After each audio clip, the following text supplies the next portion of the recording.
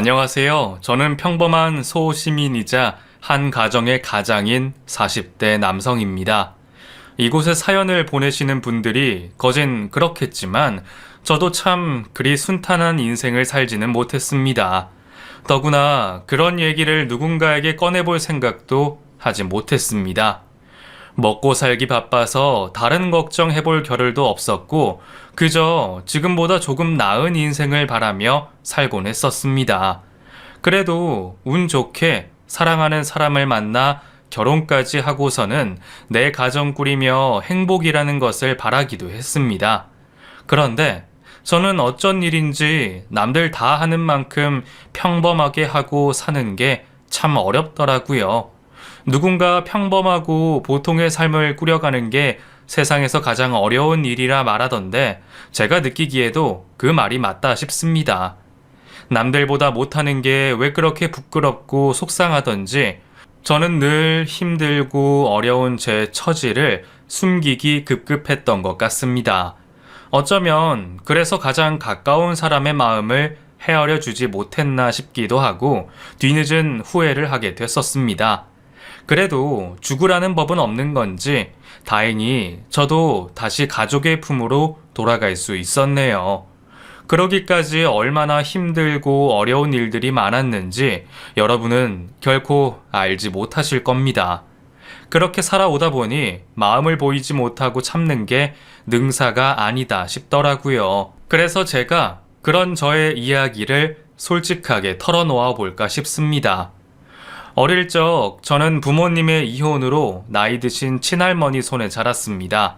아직 한참 부모님 손이 필요할 나이에 두 분 다 저를 저버리셨는지 혼자 지내기도 벅차실 할머니에게 제가 맡겨지게 됐죠. 부모님은 제가 국민학교 들어가기 전에 이혼을 하셨던지라 행복했던 가족의 기억은 너무나 짧았습니다. 가족에 대한 마지막 기억은 낡고 허름한 집에서 부모님이 매일같이 싸우시던 기억들 뿐이었고 그런 환경에서 늘 불안했던 제 모습이 떠오르네요. 애초에 좋은 기억이 없었는지 너무 오래돼서 그러는지 떠올려 보려 애를 써도 잘 기억이 나지 않고 그마저도 이제는 나이를 먹으니 다 잊혀진 듯 합니다. 그래도 어릴 적에는 그저 부모라는 존재가 그리워 나를 두고 떠난 아버지 어머니를 매일 그리워하곤 했었습니다. 차라리 고아인 줄 알고 살았으면 그런 기대도 없었을 텐데 두 분이 멀쩡히 어딘가에 살아계신다는 것을 알면서도 보고 싶어 하지 않을 수가 없었습니다. 이혼하고 할머니에게 맡겨야 할 사정이 있으셨겠지만 그게 대체 무슨 사정인지 저는 부모님이 이혼하신 뒤로 두 분 얼굴 한번 볼 기회조차 제대로 없었습니다. 그나마 할머니를 찾아뵈러 가끔 들르시던 아버지는 종종 마주치긴 했지만 어쩐 일인지 아버지는 그때마다 제 얼굴 한번 제대로 봐주신 적이 없으셨고 생필품이나 돈봉투만 두고 얼른 집을 나가버리셨습니다. 그래도 그런 아버지의 뒤통수라도 볼 수 있는 날은 운이 좋은 날이었죠.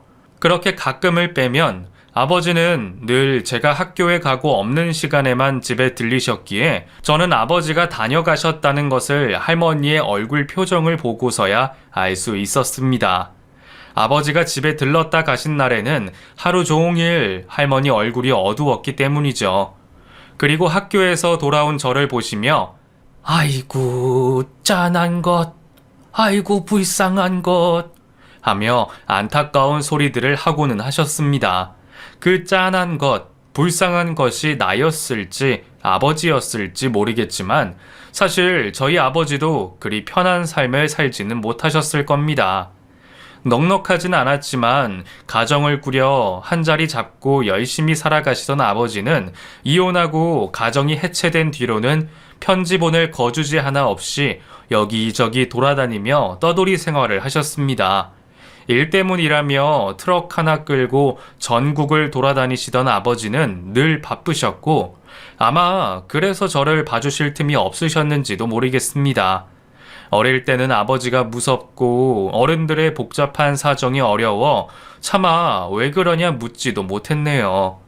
아버지가 나를 보지 않는 것도 바빠서 그런 거겠지. 어머니가 나를 한 번도 찾아오지 않는 것도 무슨 사정이 있어서 그런 거겠지 하며 늘 속으로 하고 싶은 말을 삼키고 속상한 마음을 숨겨야 했습니다. 그때 버릇이 아직 남아서 그런지 저는 내 얘기를 남들에게 하는 재주가 별로 없습니다. 그래서 오해도 많이 샀고 속상한 일도 많았죠. 어쨌거나 저는 그렇게 부모님에게 버려져 할머니와 둘이 서로를 의지하며 살아가야 했습니다. 할머니는 당시에도 흰머리에 허리가 굽어 계셨는데 저는 그런 할머니와 단 둘이 지내며 늘 불안함을 느꼈던 것 같습니다. 나한테는 할머니 하나밖에 없는데 우리 할머니가 돌아가시기라도 하시면 나는 어떻게 하나. 하루아침에 고아될까 싶어 무서운 생각이 들었었어요. 아마 그때도 아버지가 나를 챙길 거라는 기대는 없었던 모양입니다. 그래서 더욱 할머니를 챙기고 살폈던 것 같습니다. 할머니는 저의 전부였고 제 유일한 보호자셨습니다. 할머니는 저를 키우시려 고생을 참 많이 하셨을 겁니다. 생활비야 아버지가 보내주셨겠지만 아이가 돈으로만 자라는 게 아니니까요. 제 소풍날이 되면 할머니는 전날부터 참 분주하셨습니다. 예전에 한번 남들 싸가는 김밥 대신 맨밥에 반찬 몇 개 싸주셨다가 어린 마음에 그 도시락이 창피해 먹지도 않고 그대로 가져온 적이 있었거든요. 그때 제가 속상해했던 게 마음이 쓰이셨는지 그 뒤로는 그런 날마다 다른 젊은 엄마들처럼 김밥을 싸주시겠다고 고생이셨습니다. 영우가 할매가 미안하다. 할매 어릴 때는 김밥이 없어가지고 김밥 싸는 법을 몰랐다. 이번에는 할매가 김밥 맛있게 만들어줄게. 가서 친구들이랑 놀아 먹고 그래라. 알겠지?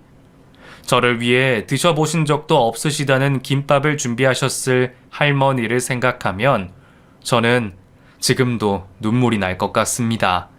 단무지 대신 묵은지 넣으시고 다른 집 김밥들과는 조금 달랐지만 저는 오히려 할머니만의 특색이 있던 그 김밥이 참 그립습니다. 할머니는 그렇게 제게 아쉬운 것 없이 해주고 싶어 하셨습니다.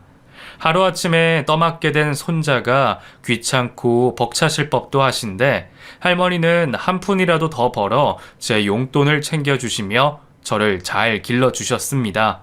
그것이야말로 정말 부모의 마음이 아닐까 싶은데 그때는 뭐가 그렇게 부끄럽다고 할머니한테 사랑한다는 말 한 번 제대로 못했는지 모르겠습니다. 그래도 저는 할머니 품 안에서 모자란 것 없이 사랑받고 자랐고 그 생활도 퍽 행복하다 싶었습니다. 하지만 할머니가 저를 그리 지극정성 길러주셨어도 저는 왠지 얼굴도 기억나지 않는 어머니가 늘 그리웠던 것 같습니다. 그게 무슨 마음인지는 모르겠지만 소식도 없는 어머니가 어디서 어떻게 살고 계신지 한번 보고 싶다. 그런 마음이 들었거든요. 할머니는 제게 어머니에 관한 얘기는 일절 하지를 않으셨습니다. 제가 어머니 얘기를 궁금해 말을 꺼낼 때면 급하게 말을 돌리시거나 입을 꾹 다물고 계셨죠. 왜 그렇게까지 말씀을 아끼시는지 몰랐지만 제 추측으로는 집 나간 며느리에 대한 원망이나 속상함 때문이 아니었을까 싶습니다. 두 분이 이혼하시고 제가 나이 들 때까지 어머니가 저를 따로 찾아오시거나 소식을 들은 일이 없으니 어머니가 저를 버리신 게 맞다 생각했습니다. 그래서 저도 굳이 할머니를 붙잡고 어머니 소식을 기다리지는 않았죠. 그런데 제가 중학생이 된 어느 날 저는 우연히도 어머니의 연락처를 알아낼 수 있었습니다. 뭘 찾겠다고 집안 곳곳을 다 뒤지다가 제가 그만 할머니가 서랍 깊숙이 넣어두신 종이 한 장을 발견하고 말았거든요. 그곳에 적힌 어머니의 세 글자 이름과 가게 이름을 보고 저는 어머니가 그 가게를 하신다는 것을 금세 눈치를 챌 수 있었습니다. 그렇게 멀지도 않았어요. 시외버스 타고 한두 시간만 가면 닿는 거리에 계시는 것을 알고 저는 조금 허무해졌던 것 같습니다. 할머니가 어머니의 주소를 왜 가지고 계신지는 모르겠지만 아마 할머니도 그곳을 찾아가지는 않으셨던 것 같습니다. 가게 이름이 적힌 주소로 제가 찾아갔을 때에 어머니가 깜짝 놀라셨거든요. 마치 네가 여길 어떻게 왔냐는 그 황당한 표정을 지금도 잊을 수가 없네요. 솔직히 그날 찾아가지 말 것을 하는 생각이 아직도 후회로 남아있지만 당시에는 왜 그렇게 어머니 소식이 궁금했는지 모르겠습니다. 엄마, 저 영욱이에요. 뭐? 네가 영욱이라고? 아니, 네가 여길 어떻게 찾아온 거야? 그래도 어머니가 나를 한 번은 반겨주실 거라 생각했는데 어머니는 저를 보며 마치 못 볼 사람을 본 것처럼 당황해 하시며 저를 가게 뒤 작은 쪽방으로 끌고 들어가셨습니다. 영우가 여기는 왜 찾아왔어? 혹시 네 아버지가 보낸 거니? 아니요, 그냥 집에 주소가 있는 걸 보고 제가 혼자 찾아온 거예요. 할머니나 아버지는 모르세요. 그냥 제가 보고 싶어서 온 거예요. 그리고 한참을 뜸을 들이시며 말씀을 꺼내시더군요. 어머니가 말씀해 주신 이야기는 참 놀라웠습니다. 어느 날 아버지가 일방적으로 이혼하자 요구하는 바람에 저와 이별할 시간도 없이 하루아침에 헤어지셨다는 거였죠. 그때 내가 돈이 있니? 어디 갈 곳이 있니? 어린 너를 데리고 방 한 칸 구할 돈도 없었어.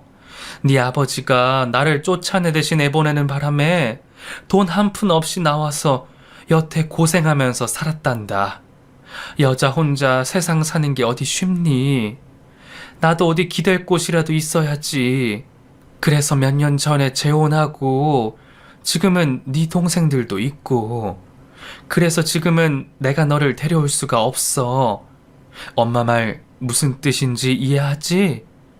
알고 보니 제가 어머니 소식을 듣지도 못하고 살았던 사이 어머니는 벌써 새 가정을 꾸리고 자식까지 낳고 지내셨습니다. 그래서 저를 찾지도 못하고 소식도 모르고 사셨다네요. 대체 무슨 이유로 아버지가 어머니를 버리셨는지 모르겠지만 어머니는 아버지를 원망하셨습니다. 내가 할머니 손에 자라는 것도 다 아버지 탓이라며 자식 버리고 새 가정 꾸린 당신의 사정을 제가 이해해야 한다고 설명하셨죠. 예, 이해해요. 저도 어머니한테 뭐 바라고 찾아온 거 아니에요. 그냥 어떻게 지내시는지 궁금해서 찾아와 봤어요. 어차피 저는 지금 할머니랑 잘 지내기도 하고 어머니도 제 걱정은 하지 마세요. 그래. 영욱이 너는 어려서부터 착하고 똑똑해서 잘 알아들을 줄 알았다. 네 아버지가 나한테 돈이라도 좀 챙겨줬으면 내가 널 데리고 나올 수 있었을 텐데. 아휴, 무심한 사람. 그래도 기죽지 말고 혼자 잘 자라야 한다. 알겠지? 사정이 안 된다는 어머니에게 제가 뭐라 말을 할 수 있었겠습니까? 하지만 아버지, 어머니 둘 다 나에게는 설명하지 않은 일을 뒤늦게 알게 된 저는 남모를 원망이 들기도 했습니다. 결국 나는 버림받은 자식이라는 생각에 비참했던 것 같네요. 그 뒤로 저는 다시는 어머니를 찾아가지 않았고 어머니를 만나고 온 사실 역시 혼자만의 비밀로 남겨두기로 했습니다. 저는 다시 별일 없는 일상으로 돌아갔고 할머니와 오래도록 행복하고 싶었습니다. 그런데 그 일마저 왜 그렇게 어려운 것인지 모르겠네요. 제가 20살이 채 되기 전 할머니마저 제 곁을 떠나고 마셨습니다. 늘 걱정하고 우려했던 그 상황이 벌어지고 만 것이죠. 이미 고령이시라 얼마나 살다 가실지 걱정이기는 했지만 그래도 그렇게 일찍 떠나실 줄은 몰랐습니다. 아버지가 집으로 돌아와 할머니의 장례를 치러드렸고 입관을 하는 그 날까지 아버지는 제게 한마디 말씀도 하지 않으셨습니다. 당시에는 할머니가 떠난 슬픔에 아버지를 원망하고 섭섭해할 겨를도 없었지만 그래도 명색이 부자지간에 어떻게 그렇게 서먹하고 남보다 못할 수 있는지 모르겠더군요.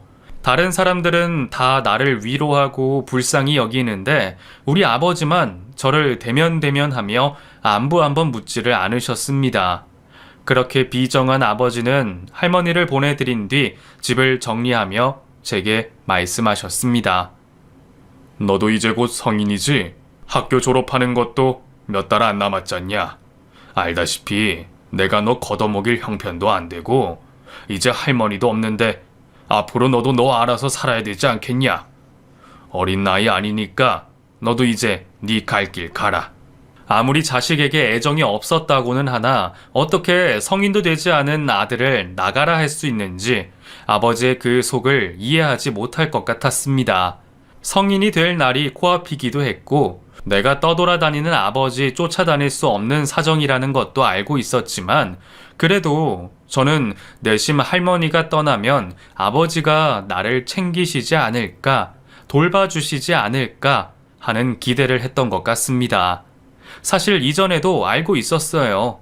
가끔 아버지가 건너방에 주무시고 가시는 날이면 할머니가 아버지 방으로 건너가 제 걱정을 하곤 하셨다는 것을요. 영욱이 안 볼 거냐? 대체 언제까지 그럴 거야? 니들 헤어진 게 영욱이 탓도 아니고 애가 무슨 잘못이라고. 그만하세요. 여러 번 말씀드렸잖아요. 그럼 나 죽고 나면 영욱이 어쩌려고 그러냐? 그때도 모른 척 할 게야. 걱정되시면 어머니가 건강하게 오래 사시면 되잖아요. 아무튼 저는 못 키워요. 자꾸 저한테 말씀하지 마세요.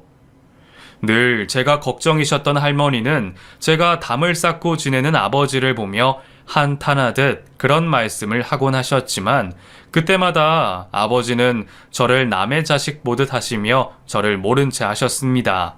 알고는 있었지만 그래도 설마 했는데 결국 저는 할머니가 돌아가신 뒤 정말로 천의 고아가 돼버렸습니다. 네 갈 길 알아서 찾아 떠나라는 아버지의 얘기에 저도 됐다 싶었습니다. 나는 애초에 할머니 없으면 오갈 곳 없는 신세라는 것을 잘 알고 있었으니까요. 그래도 매몰찬 아버지의 태도는 상처가 될 수밖에 없었습니다. 하지만 그 상처는 슬픔이 아닌 분노가 되어 저를 더 독하게 만들었죠. 그래도 아버지는 제가 불쌍하기는 한 건지 어쩐지 나가서 살으라며 목돈은 만들어 주신다 했는데 저는 그 돈도 받지 않고 어느 날 새벽 짐을 싸서 그대로 집을 나가버렸습니다. 한푼이 아쉬운 상황이었지만 그때는 나를 내버리겠다는 아버지한테 돈을 받는 게 자존심이 상하더라고요.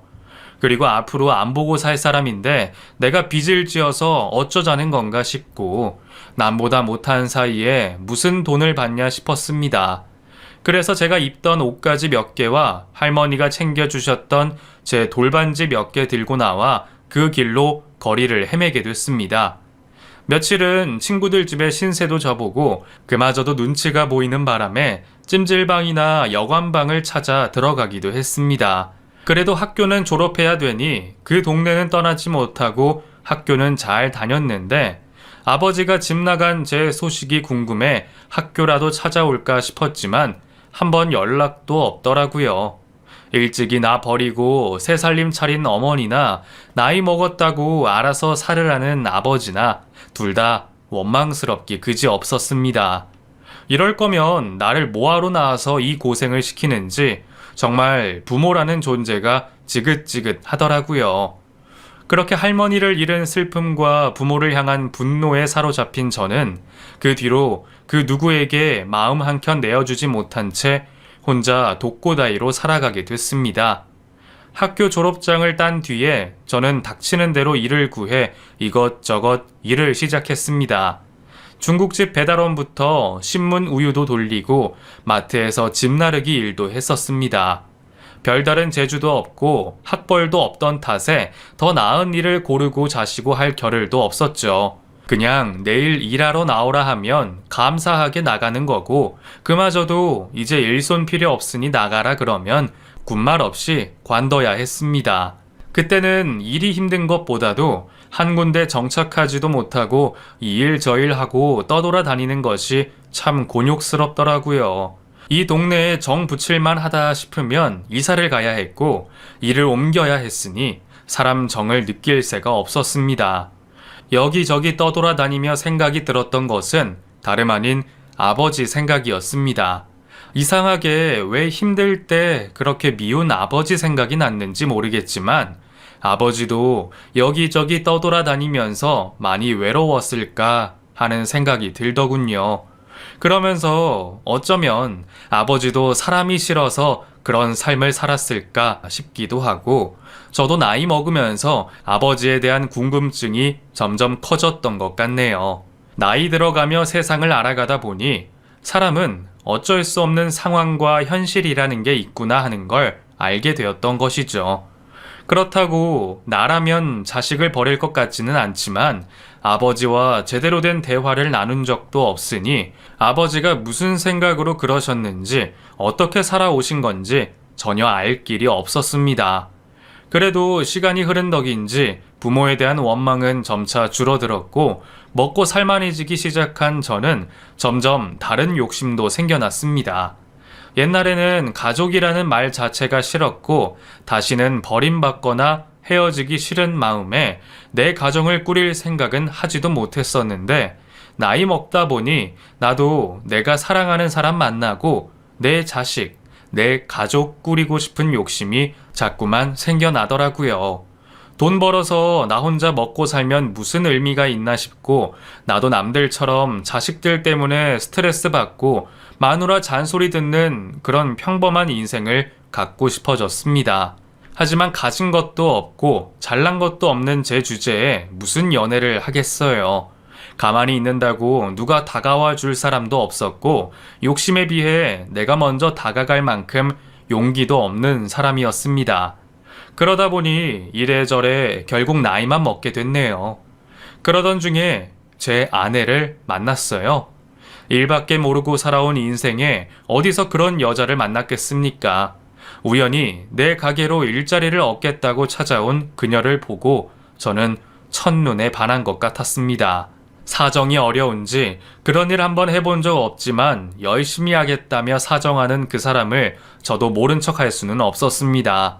그렇게 저는 나보다 2살 어린 효은 씨와 함께 일을 하며 자연스럽게 가까워지게 됐습니다. 서로 나이도 비슷하고 작은 가게에 둘이 붙어 있으려니 그러기 싫어도 금세 친해질 수밖에 없었죠. 마감하면서 맥주 한두 잔 하며 시간도 보내고, 어렵거나 급한 사정 생기면 돕고 지내다 보니 서로 자연스럽게 개인사를 알게 됐습니다. 저야 어렸을 적 불우한 어린 시절 얘기면 족하지만 효은 씨도 그리 순탄한 인생을 살아온 것은 아니었습니다. 이혼 후 혼자 어린 아들을 키우는 효은 씨의 사정도 참 딱했습니다. 바람나서 남편에게 이혼당한 뒤 양육비도 제대로 못 받고 어렵게 아들을 키우고 있었답니다. 하필 부모님도 일찍 돌아가시고 형제 자매도 없는 탓에 오로지 혼자 어린 나이와 모진 세상을 견뎌야 했을 겁니다. 그 얘기를 들으니 왠지 남일 같지 않고 그래서 더 눈이 가더군요. 그렇게 서로 위안을 주고받던 저희는 마치 운명처럼 서로에게 마음을 열게 됐고, 조심스러운 만남 끝에 결국 결혼에 꼴이 나게 됐습니다. 아무래도 아이가 어리다 보니 저희 마음 가지고는 결정하기 어려운 일이었죠. 그래도 다행인지 아이가 저를 거부하지 않았고, 오히려 아버지 빈자리가 그리운지 저를 참 많이 따르더군요. 아마 아내도 그래서 저와 결혼을 결심하지 않았을까 싶습니다. 그렇게 사랑하는 아내와 결혼 후 저는 5살 난 아들까지 얻게 됐습니다. 누군가는 남의 자식 키우는 게 쉬운 일이 아니라며 저의 결혼을 말리기도 했지만, 어렸을 적부터 외롭게 지냈던 제게는 재환이의 존재가 오히려 선물 같기만 했습니다. 내 핏줄은 아니지만 내가 사랑하고 내가 아껴주면 그게 내 아이라고 생각하며 살았죠. 둘째 생각도 들기는 했지만 아직은 재환이가 적응할 시간이 필요하다 싶어 결혼하고 몇 년간은 재환이만 바라보고 살기로 했습니다. 아내는 그런 제게 늘 미안해했고 고마워했는데 저는 그게 그리 대단한 일이라 생각하지는 않았어요. 내가 내 자식, 내 아내 신경 쓰는 게 당연한 일이라 생각했으니까요. 그렇게 나도 내 가족을 꾸려 행복한 일상을 보내고 있던 중 저는 생각하지도 못한 소식을 접하게 됐습니다. 갑자기 긴 세월 연락도 없이 지냈던 아버지의 소식을 듣게 됐거든요. 19살에 헤어져 벌써 20년 가까이 됐네요. 그동안 서로 찾지도 궁금해하지도 않고 잊고 살았는데 이제 와서 어쩐 일로 날 찾나 싶었습니다. 알고 보니 아버지가 날 찾은 게 아니라 사고가 나는 바람에 나한테 연락이 왔던 것이었습니다. 사고가 나서 병원에 갔는데 병원비를 못 낸 건지 어쩐지 내가 유일한 가족이라며 나한테 연락이 왔더라고요. 그 전화를 받고 저는 고민을 많이 했습니다. 아버지 소식이 궁금하기도 했지만 그동안 서로 없는 척하고 살았는데 이제 와서 내가 아버지를 만나야 하는지 그게 맞는지 모르겠는 겁니다. 내가 그런 고민을 하자 사정을 잘 알고 있는 아내가 오히려 저를 설득하더군요. 지난 세월이 뭐가 중요해. 아버지도 어떻게 사셨을지 모르는 거잖아. 당신은 그동안 아버지가 한 번도 안 보고 싶었어? 서로 나이 먹어가는 마당에 후회할 일 만들지 마. 결국 아내의 말에 저는 아버지를 찾아가게 됐습니다. 병원 침대에 초라하게 누워있는 아버지를 보자 저는 뭐라 설명하기 어려운 만감이 교차했습니다. 화도 나고 짜증도 나는 것 같고 또 불쌍하고 눈물 날 것 같은 기분도 들더라고요. 이런 게 애증인가 싶어 참 가슴이 먹먹했습니다. 그래도 20살까지 걷어 먹여준 은혜가 있으니 병원비나 내주고 올까 했는데 그 모습을 보니 저도 그냥 모른 척 두고 올 수가 없겠더라고요. 결국 갈 곳 없다는 아버지를 저희 집으로 모셔오기로 했습니다. 그것도 어렵게 얘기를 꺼내는 제게 아내가 두말할 것 없이 모셔오라 그래서 참 고마웠었죠. 그렇게 저는 20년 만에 만난 아버지와 한 집에서 지내게 됐습니다. 아버지는 나이가 들어서 유해지신 건지 오랜만에 만난 자식이 좋으신 건지 같이 살게 된 뒤로 전에 없이 다정해지시더군요. 모르는 사이에 손자도 생겼다며 나와 꼭 닮았다 좋아하시고 며느리가 예쁘다며 칭찬을 아끼지 않으셨습니다. 허허허, 우리 영욱이가 처복이 있는 모양이다. 이렇게 예쁜 아들도 없고 참 행복해 보이네. 내가 해준 게 없어서 어떻게 사나 늘 궁금했는데 그래도 이렇게 잘 살아서 참 다행이다. 미안하다 영욱아. 내가 다 미안해. 됐어요. 지난 얘기해서 뭐해요. 저도 아버지한테 연락 한번 안 했으니까 잘한 것도 없죠. 그래도 이제 아버지도 저희랑 지내시면서 건강하게 지내세요. 우리 재환이한테도 할아버지 생기고 좋죠. 그래. 앞으로 내가 너한테 못해준 거 다 해주마. 아이고, 우리 손자랑 며느리 참 예쁘다. 20년 만에 갑자기 다정스러워지신 아버지가 무슨 마음이신지 모르겠지만 아무래도 아버지나 저나 그동안 나이를 많이 먹었구나 싶었습니다. 아버지는 내게 미안할 만큼 노쇠해지셨고 저는 아버지에게 섭섭함이 잊혀질 정도로 자랐다고 말이에요. 그런데 그 행복도 그리 오래가지 못했습니다. 언젠가부터 아내는 제게 불만을 토로하는 일이 많아졌습니다. 원인은 아버지셨어요.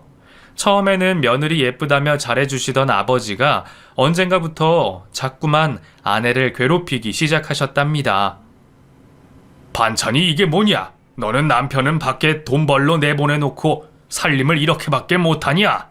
아니면 내가 골방 놓친내라고 무시하는 거냐? 먹을 만한 걸 내놔야지 말이야.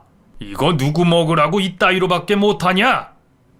아버지는 마치 못된 시어머니처럼 며느리 살림에 트집을 잡으셨고 제가 밖에 나가 있는 동안 하루 종일 한 집에 있는 아내를 들들 볶으셨던 모양입니다.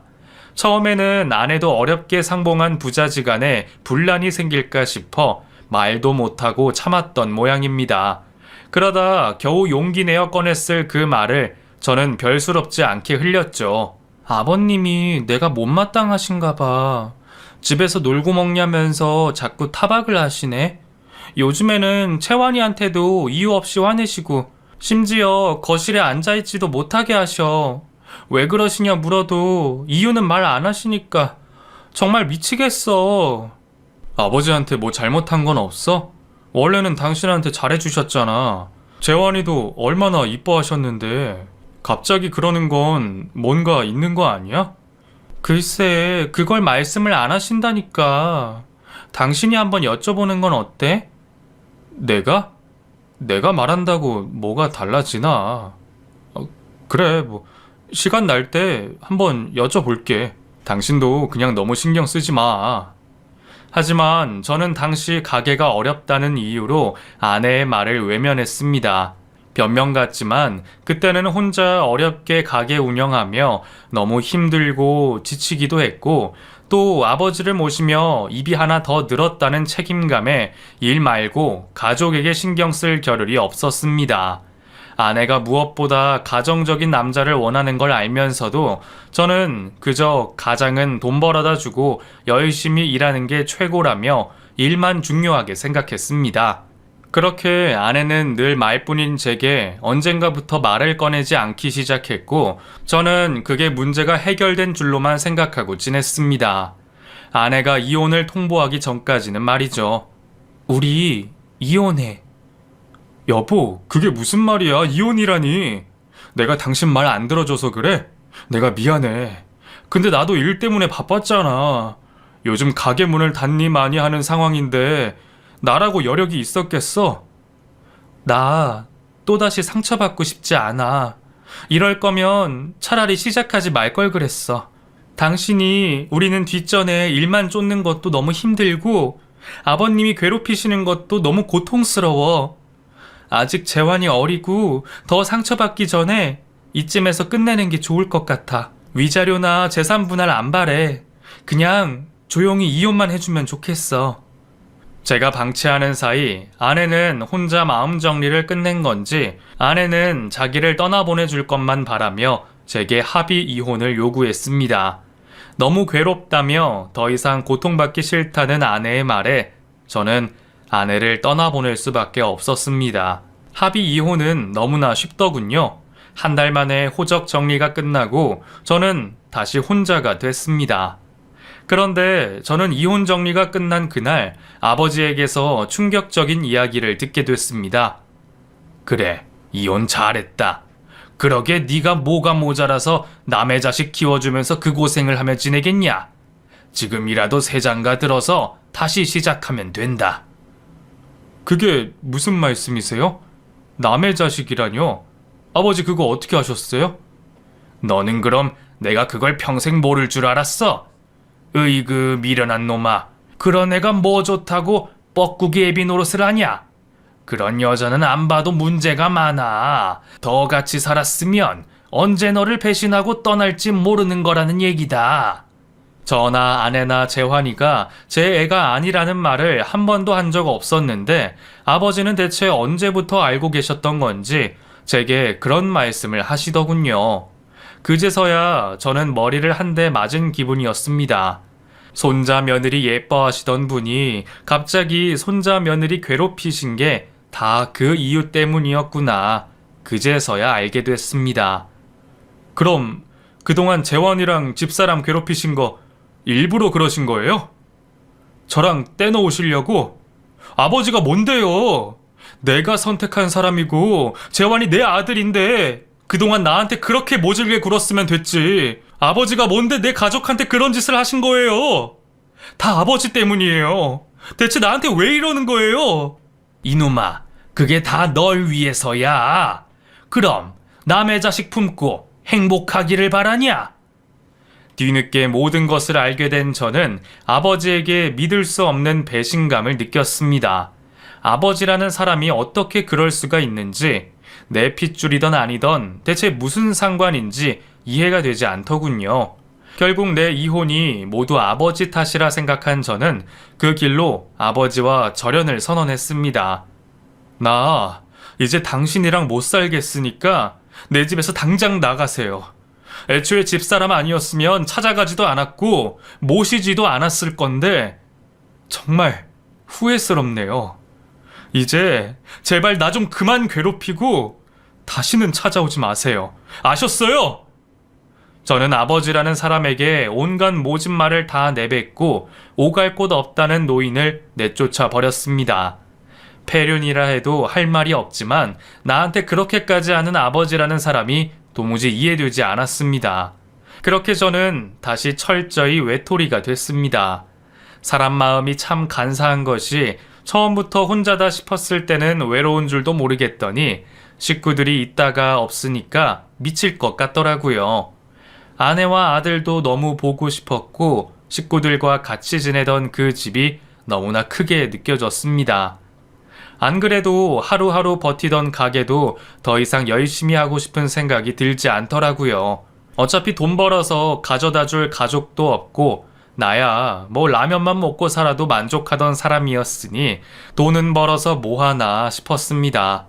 결국 가게는 그대로 폐업을 하게 됐고 그래도 가게 한다고 남은 빚은 갚아야 했기에 저는 배달 일을 시작하게 됐죠. 예전에는 사고라도 날까봐 오토바이 타는 것도 무서웠는데 내일이 없다 생각하니 죽는 일도 별것 아니다 싶더라고요.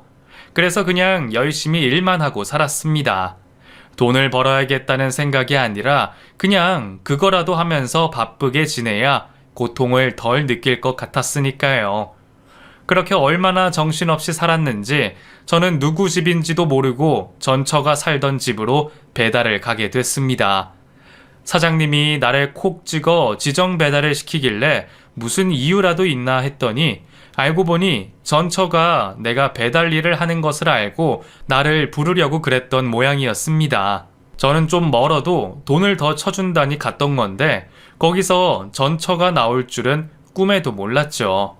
사실 내가 당신한테 할 말이 있어서 문자 남겼는데 답이 없길래 이렇게라도 불러야 했어. 미안해.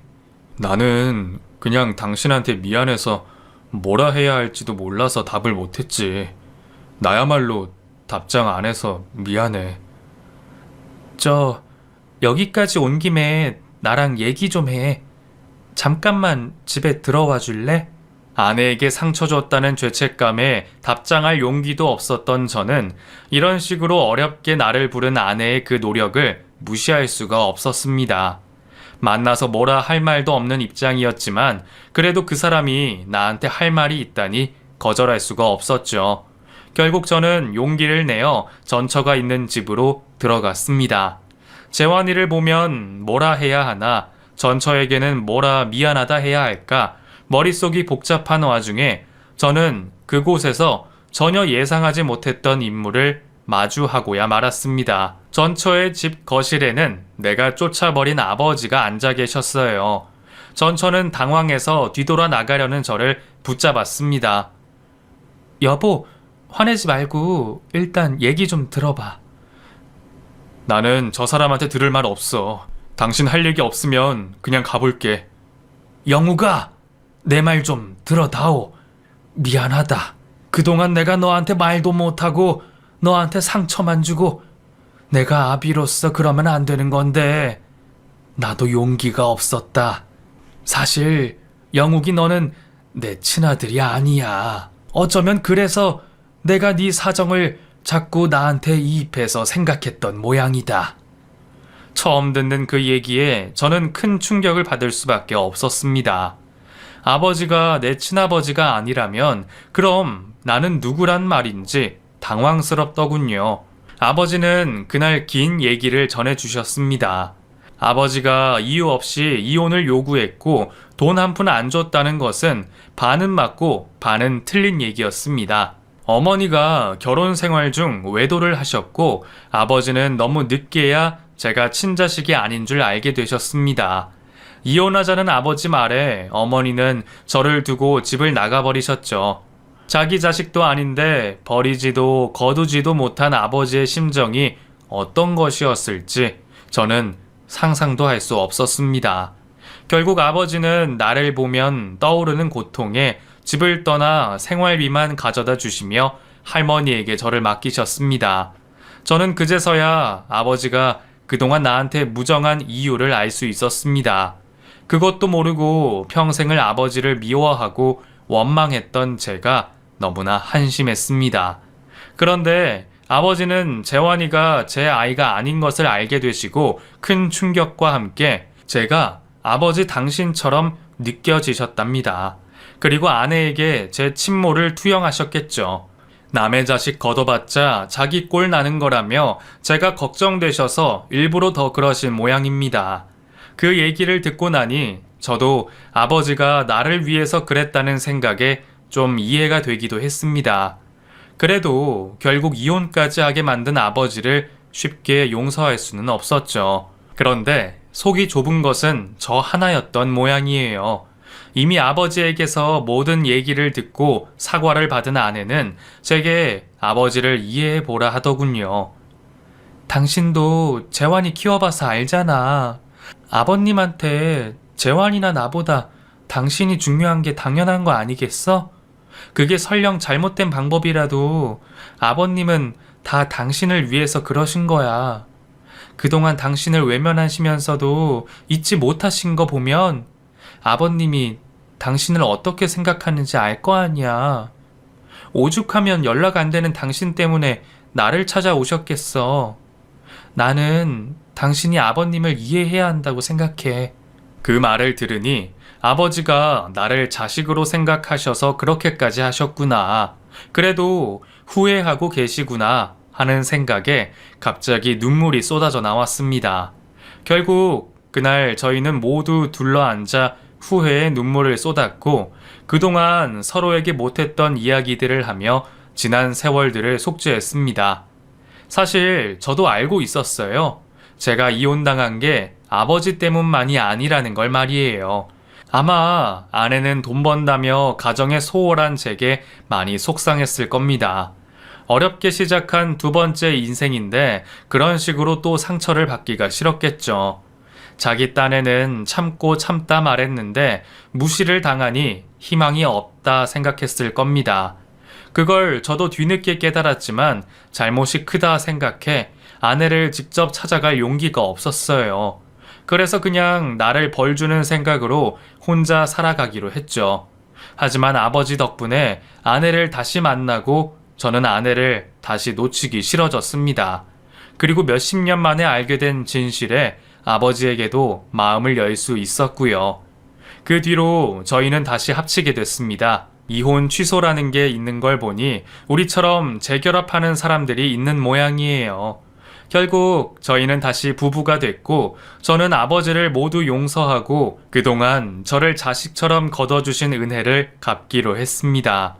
아버지는 염치가 없다며 혼자 지내겠다 하셨지만 결국 아들이 같이 살자는 얘기에 용기를 내셨네요. 저희는 다시 이전처럼 같이 살아가고 있습니다. 하지만 생활은 이전과 많이 달라졌어요. 빚만 남긴 가게는 온 가족이 들러붙어 다시 일으켜 세우기로 했어요. 저와 아내는 물론이고 아버지까지 다 힘을 보태니 혼자 용 쓸 때와는 비교가 되지 않더라고요. 온 가족이 힘을 합치다 보니 어려운 시기도 무사히 지나갈 수 있었고 결과적으로는 이전보다 훨씬 좋아졌네요. 그리고 또 좋은 소식이 있습니다. 재환이는 얼마 전 학교에 들어갔고 저희에게 둘째가 생겼네요. 둘째는 딸이라니 저는 아들, 딸 하나씩 가지고 남부럽지 않은 아빠가 되었습니다. 아직 살 날이 많고 걱정할 일도 많겠지만 제게는 누구보다 믿고 의지할 가족이 있기에 더는 외롭고 두렵지 않네요. 이전에는 혼자 참는 게 능사라 생각했는데 그런 일을 겪다 보니 소통이라는 게 얼마나 중요한지 잘 알게 됐습니다. 오랜만에 만난 사람들은 저를 보며 왜 이렇게 수다스러워졌냐 하는데 그 말 듣는 게 나쁘지 않더라고요. 앞으로도 계속 이렇게 변화해 간다면 제 속에도 더 이상 아픔은 없을 거라 생각합니다.